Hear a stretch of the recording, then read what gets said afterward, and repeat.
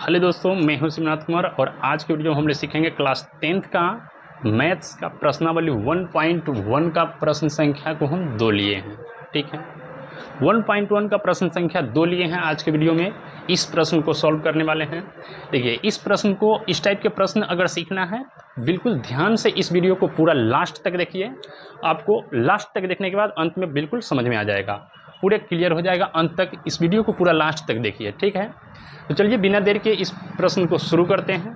ठीक है, चलिए इधर से यहाँ से लिखेंगे पहले हल, यहाँ लिखेंगे हल। ठीक है, अब देखिए इस प्रश्न को शुरू कैसे करना है।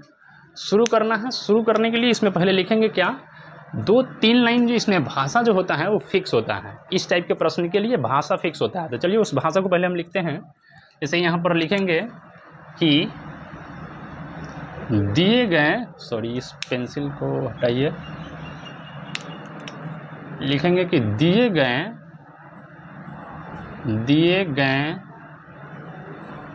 दो धनात्मक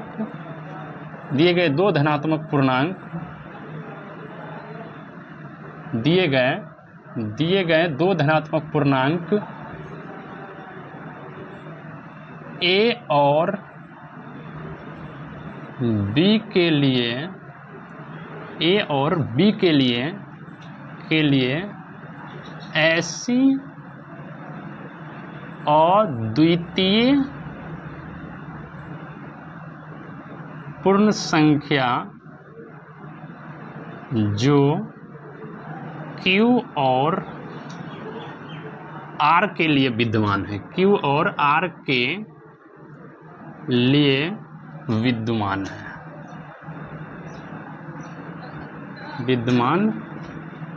है, सॉरी ये नहीं लिखाएगा, विद्यमान है। ठीक है, अब इसके आगे क्या लिखेंगे, यहाँ से पीछे पढ़ाए थे हम प्रश्न में यूक्लिड विभाजन एल्गोरिथम का एक फार्मूला पढ़ाए थे। वो क्या था, वो फार्मूला था कि A बराबर BQ प्लस का R। ये फार्मूला था एगो, A बराबर BQ प्लस का R। देखिए जीरो जो है बड़ा या बराबर हो सकता है R के, और R जो है छोटा होगा हमेशा B से। इस बात का मतलब समझिए यहाँ पर क्या होता है। ठीक है, यहाँ पहले समझिए। इस बात का मतलब होता है जैसे ये जो है जीरो और बड़ा बराबर हो सकता है किसके, R के। ये जो है बड़ा या बराबर का चिन्ह है। जीरो जो है बड़ा भी हो सकता है, जीरो से बड़ा भी हो सकता है R का मान, और इसके बराबर भी हो सकता है। कहने का मतलब जो है R का जो मान होगा जीरो भी हो सकता है या जीरो से बड़ा होगा। 1 हो सकता है, 2 हो सकता है, 3 हो सकता है, इसे करके बहुत होगा। ठीक है, इसका मतलब ये होता है कि R जो है R बराबर होगा जीरो के, या R से बड़ा भी हो सकता है। R का जो मान होगा जीरो से बड़ा भी हो सकता है या जीरो भी हो सकता है। ठीक है, इसका मतलब यही होता है, R का मान जीरो भी हो सकता है या जीरो से बड़ा भी हो सकता है। ठीक है, और ये जो है R जो है छोटा है किससे, B से। इसका मतलब यह है कि R का जो मान होगा वो हमेशा B से छोटा होगा। R का मान जो होगा से B से छोटा होगा। ठीक है, तो अब आइए, अब देखते हैं आगे देखिए, आगे इसमें क्या करना है। यहाँ से B का मान जो है से आ जाएगा। देखिए Q का जो गुणांक होता है B का मान वही होता है। Q का गुणांक क्या है, तो 6 है। इसमें भी Q का गुणांक क्या है, तो 6 है। इसमें भी क्या है, 6 है। Q के साथ में जो गुना में आता है वही होता है B। जैसे यहाँ पर फॉर्मूला में देखिए A बराबर BQ प्लस R दिया गया है। Q का गुणांक क्या है, B है। तो जो है इसे B का मान मेरा यहाँ से पता चल जाएगा, इसमें से B का मान आ जाएगा।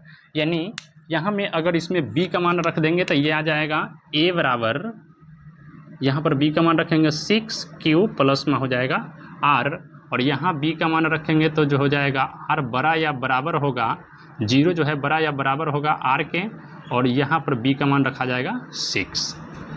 ठीक है, ठीक है। अब आइए, अब यहाँ पर क्या करेंगे, यहाँ पर r का मान जो हो जाएगा b से छोटा, मतलब 6 से छोटा होना चाहिए। r का मान जो है 6 से छोटा क्या हो जाएगा, तो 0 हो जाएगा, 1 हो जाएगा, 2 हो जाएगा, 3, 4, इस टाइप से 5, यानी 0 से लेकर के 5 तक का जो हो जाएगा r का मान हो जाएगा यहाँ पर। ठीक है। अब आइए, अब क्या करना है, इसी मान को एकाएकी करके इस केस में रखेंगे। यहाँ से जो है हमको निकालना है वो आ जाएगा 6q + 1, 6q + 3, 6q + 5 करके जो है निकालना है वो आ जाएगा। इसी मान को हम रखेंगे इसमें, इस समीकरण में। इसको मान देते हैं समीकरण 1, इसको लिखेंगे समीकरण 1। ठीक है। इसके आगे अब एकाएकी क्या करना है, इसमें से एकाएकी मान को उठा करके इस समीकरण में रखेंगे। पहले 0 रखेंगे, फिर क्या करेंगे 1 रखेंगे, फिर 2 रखेंगे। जैसे जैसे मान रखेंगे वैसे वैसे ये मेरा मान निकलते आ जाएगा। ठीक है, चलिए रखते हैं। एकदम सिंपल है, ध्यान से देखिए, पूरा समझ में आएगा। चलिए अब लिखेंगे यहाँ पर कि केस 1 में आ जाएगा, केस 1 में यदि r बराबर 0 हो तो, मतलब r बराबर जो है हम केस 1 0 रखेंगे समीकरण 1 में, तो क्या होगा, तो समीकरण 1 जो है से है a बराबर 6q प्लस क्या है, r है, 6q + r है। ठीक है। इस समीकरण में अगर हम रखेंगे r का मान तो आ जाएगा a बराबर 6q + r का मान यहाँ रखेंगे तो ये आ जाएगा 0, यानी a बराबर जो आ जाएगा 6q, a बराबर जो आ गया है वो आ गया 6q। एक मान आ गया है, ये आ गया एक मान, ये वाला हो जाएगा a बराबर 6q। ठीक। इसी तरह से समीकरण 2 में नहीं, केस 2 जो आएगा, केस 2 में आ जाएगा केस 2। इस बार यदि r बराबर रखेंगे 1, r बराबर 1 हो तो फिर इसी केस में यही केस समीकरण 1 में ही रखेंगे r बराबर 1। यहाँ से आ जाएगा a बराबर 6q + r, इसमें रखेंगे a बराबर 6q + r का मान 1 है तो यहाँ 1 रख देंगे। ठीक है, एक ये मान आ गया है, एक जो है से ये वाला आ जाएगा। ठीक है, उम्मीद है यहाँ तक समझ में आया होगा। अब आते हैं नेक्स्ट 3। केस 3 में आ जाएगा यदि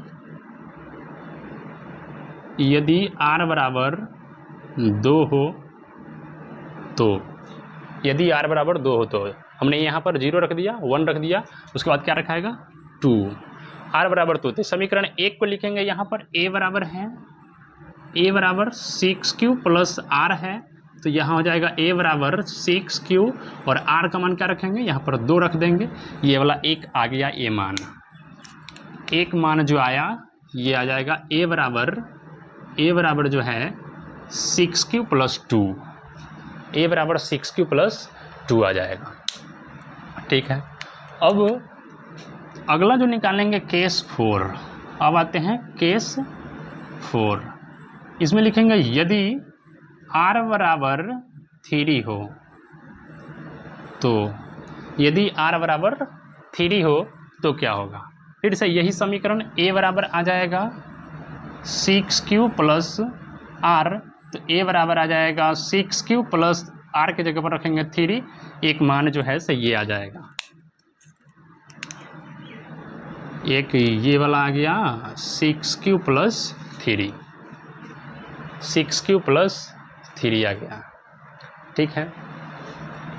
फिर केस अब 5 रख लेते हैं, केस 5 रख लेते हैं। केस 5 में आ जाएगा यदि r बराबर 4 हो तो, r बराबर 4 हो तो क्या होगा, फिर समीकरण इसी को लिखेंगे, a बराबर आ जाएगा 6q + r, a बराबर 6q + r, तो यहाँ पर आ जाएगा 6q और r के जगह पर रखेंगे 4, यानी a बराबर जो है से एक समीकरण ये आ गया, दूसरा मान। अगला मान जो है से आ गया a बराबर 6q + 4, 6q + 4। अब लास्ट एक मान और बचा हुआ है, उसको भी यहीं पे रख लेते हैं। ये आ जाएगा केस 6। यदि r बराबर 5 हो तो a बराबर आ जाएगा 6q प्लस r का मान क्या हो गया है, यहाँ पर r रखिए, a बराबर हो जाएगा 6q और r का मान हो जाएगा 5। r का मान हो गया है 5। चलिए ये जो है से आ गया अब लास्ट मान। विषम पूर्णांक बोला है तो हमको इस सारे मान में जो निकल के आया है उसमें से केवल विषम मान वाला को चुन करके लिखना है, ठीक है। तो उसको कैसे पहचानेंगे, देखिए इसको पहचानने का तरीका है जैसे ये मान जो आया हमको, मान लीजिए 6q आ गया, तो 6q में अगर ये 2 से भाग लग जाता है तो ये आ जाएगा सम हो जाएगा, 2 से भाग नहीं लगेगा तो इसको बोलेंगे कि यह विषम है। तो इसको देखिए, इससे काटेंगे तो ये 3 टाइम में कट जाएगा, यानी बच गया 3q। अगर 2 से लग गया भाग तो ये विषम नहीं है, ये क्या है तो सम संख्या है। सम है तो इसको नहीं लिखना है, ठीक है, नहीं लिखना है उसको, हमको केवल विषम वाला को लिखना है। तो ये देखिए ये वाला आ गया 6q प्लस 1, 6q प्लस 1 में भाग देना है कितना से, 2 से। अब देखिए इस 2 से इसमें भाग देंगे तो ये तो कट जाएगा 3 टाइम में, लेकिन 1 नहीं कटने वाला है, 1 नहीं कटने वाला है, नहीं कटेगा तो ये हो जाएगा विषम पूर्णांक, ये विषम पूर्णांक हो जाएगा, ठीक है।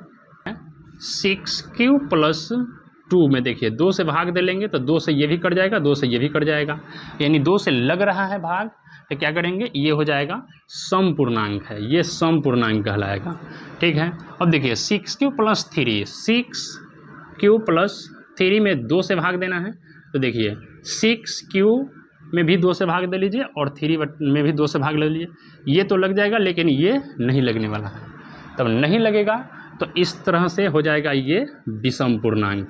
तो एक विषम पूर्णांक ये वाला हो गया और दूसरा जो है से विषम पूर्णांक ये वाला हो गया है, ठीक है। अब नेक्स्ट को चेक कर लेते हैं, ये जो है 6q प्लस 4, 6q प्लस 4 में देखिए 2 से डिवाइड करेंगे तो ये आ जाएगा 6q में तो 2 से भाग लग जाएगा, पर 4 में 2 से भाग भी लग जाएगा, 4 में भी 2 से भाग लग जाएगा, यानी दोनों 2 से कट रहा है, तो मतलब क्या है, यह सम है। सम वाला को हमको नहीं लिखना है, केवल विषम वाला को लिखना है, तो इसको हटाइए, ठीक है। अब इसको चेक कर लीजिए एक बार, 6q प्लस 5, 2 से भाग लगाएंगे तो ये वाला कट जाएगा, लेकिन ये 2 से 5 नहीं कटने वाला है, तब नहीं कटेगा तो ये भी क्या कहलाएगा, ये भी हो जाएगा विषम, ये भी जो है से विषम हो जाएगा। अब आइए यहाँ पर लिख देते हैं, अब लिखेंगे कि अतः 6q ये वाला विषम है, तो इसको लिख दीजिए 6q प्लस 1, उसके बाद क्या है 6q प्लस 3, 6q प्लस 3 और क्या है, और एक ये है 6q प्लस 5, 6q प्लस 5 धनात्मक विषम पूर्णांक है, धनात्मक विषम पूर्णांक है। उम्मीद है इस वीडियो अच्छा लगा होगा, ठीक है। अगर एक बार में समझ में नहीं आया है तो इस वीडियो को फिर से पीछे करके प्ले करके देखिए, एक बार नहीं, 2 बार नहीं, 3 बार नहीं, देखिए 1 बार 2 बार मैक्सिमम देखिएगा, ज़्यादा से ज़्यादा याद हो जाएगा, ठीक है। ज़्यादा कुछ हार्ड है नहीं इसमें, थोड़ा सा समझने वाली बात है, 1-2 बार देखिए बिल्कुल समझ में आ जाएगा, नहीं आएगा फिर अगला नेक्स्ट प्रश्न करेंगे तो उसमें 100% चांस है समझ में आ जाएगा।